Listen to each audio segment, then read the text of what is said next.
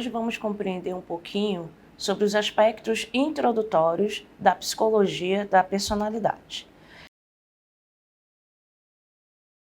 Então, com relação ao conceito histórico da psicologia da personalidade, precisamos entender primeiramente como que surgiu a psicologia e entender que a personalidade não surgiu ao mesmo período que a psicologia como ciência, né? Então, nos aspectos da psicologia, no nascimento da psicologia, sabemos que ela surgiu em 1879, né, com William Wundt, no laboratório de Leipzig. Então, a psicologia, ela surge com traços da filosofia e traços das ciências naturais. O que isso significa, né? A gente pode ver lá nos aspectos da introdução da psicologia que a filosofia estava voltada para conceitos mais filosóficos, de cunho reflexivo a respeito da natureza humana. E as ciências naturais estavam voltadas para os aspectos do entendimento da natureza a partir de um viés científico, objetivo, priorizando categorizar os conceitos existentes na natureza. Então, se eu quero procurar algo para encontrar algo a respeito de um fenômeno ou de uma abordagem, é necessário entender de forma objetiva, entender esse fenômeno de forma categorizada para conseguir esmiuçá-lo e assim entregá-lo na ciência, né, na base científica. Então, a psicologia ela nasce nesses dois extremos, na filosofia e nas ciências naturais. E aí, William Wundt, na Alemanha, ele funda um laboratório de psicologia, um laboratório experimental, né, que estava voltado para a formação de psicólogos. E ali, então, surge a psicologia como disciplina. Ele utilizava o laboratório tanto para experimentos de fenômenos psicológicos, como também para passar uma formação para os seus subordinados. Então, aquelas pessoas que estavam ali trabalhando no laboratório com ele, estavam voltados também para a formação em psicologia. E aí, na parte do nascimento ainda da psicologia, o que Wundt e seus teóricos estavam preocupados? Eles preocupavam-se com métodos experimentais para compreender fenômenos. Então, todo tipo de fenômeno passava no laboratório para ser compreendido. E Wundt, ele estava com os estudos mais voltados para os aspectos da consciência e da percepção. Então, a percepção, que sabemos que é um conceito de psicológico, é um conceito que passa para os aspectos do próprio entendimento do sujeito a respeito das sensações, né? É um conceito subjetivo, e as sensações, que são esses conceitos mais externos ao indivíduo, como olfato, paladar, audição, visão. Então, ele tentava compreender como funcionava a percepção dessas sensações, que estavam também voltadas para atenção, afeto, memória, etc. E também como se processava a consciência dessas sensações. Então, os estudos de Wundt na psicologia experimental, naquele período, estavam voltados para esses dois aspectos, consciência e percepção. Então, naquela época, a psicologia era entendida como ciência de laboratório, porque todos os estudos da psicologia eram realizados em laboratório experimental. Não conseguiam ainda focar a psicologia fora de laboratório. Então, a psicologia experimental, à época, era conhecida como a psicologia como ciência de laboratório. E aí, depois de Wundt, na década de 20, surgiu Watson para não colaborar, mas para bater de frente com Wundt, porque o Watson ele já estava voltado para os aspectos mais científicos, mais objetivos. Então ele preocupava-se com aspectos observáveis, aspectos que podiam ser medidos, comprovados.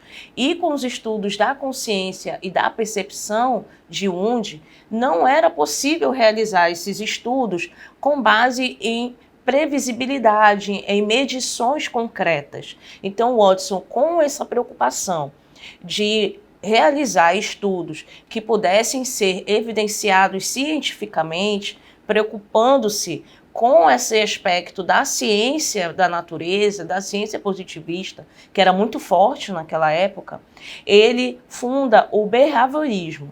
O behaviorismo nada mais é do que a ciência estudando o comportamento humano de forma previsível, medida e observável.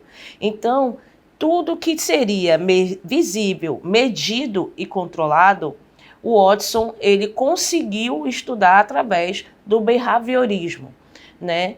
E paralelo ao Watson e a Wundt, em 1890 surgiu Freud, né? Freud, pai da psicanálise, não era psicólogo, mas ele estava voltado para os estudos da mente humana a partir da sua clínica. Então, ele recebia pacientes na sua casa, na sua clínica, e a partir da sua própria observação, da sua própria subjetividade, ele consegue tecer aspectos da psicanálise, né? Psicanálise essa que era totalmente oposta aos estudos do behaviorismo, totalmente oposta aos estudos da consciência e da percepção de Wundt, porque a psicanálise estava voltada para os aspectos do inconsciente humano.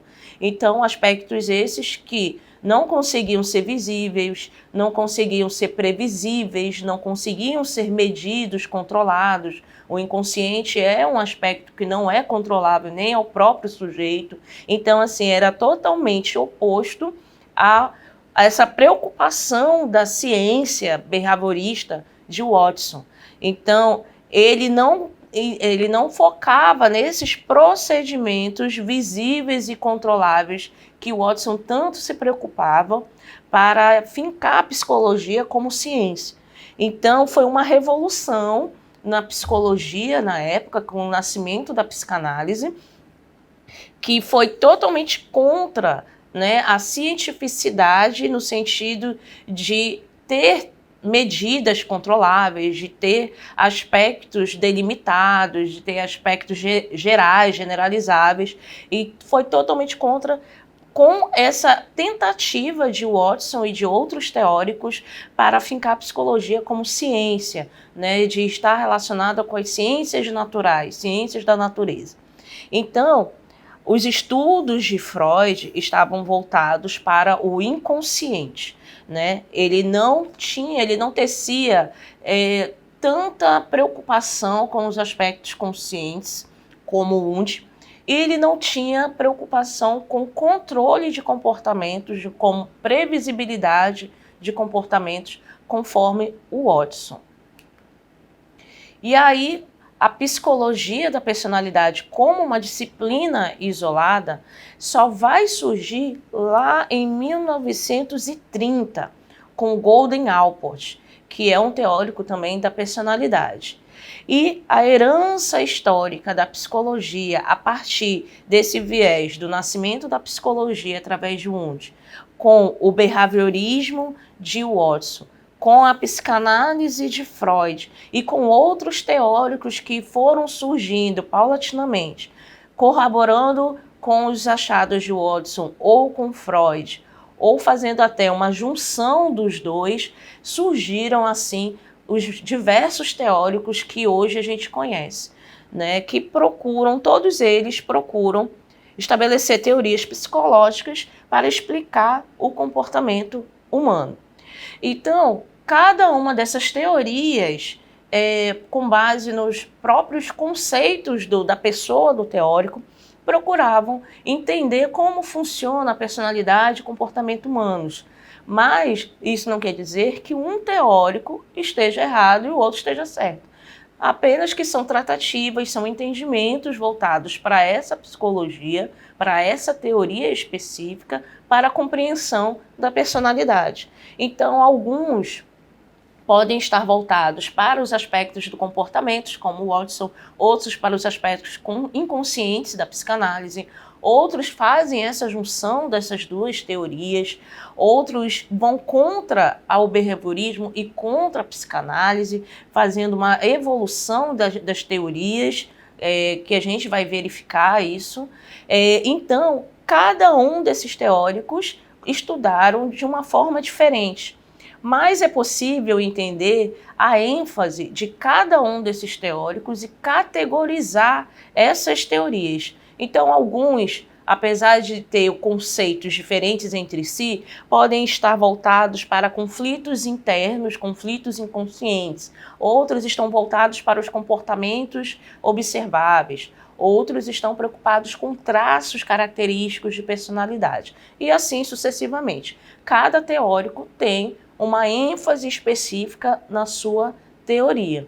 Então, a gente viu nessa aula que os antecedentes históricos da psicologia, com o nascimento da psicologia lá no laboratório de Leipzig, que passou por Wundt com os aspectos da consciência, da percepção, foi para o behaviorismo de Watson, e aí foi para a psicanálise freudiana, e aí surgiram diversos outros teóricos que culminaram assim em 1930 conceber a psicologia da personalidade como uma disciplina isolada. E assim, então, surgiu a disciplina da personalidade.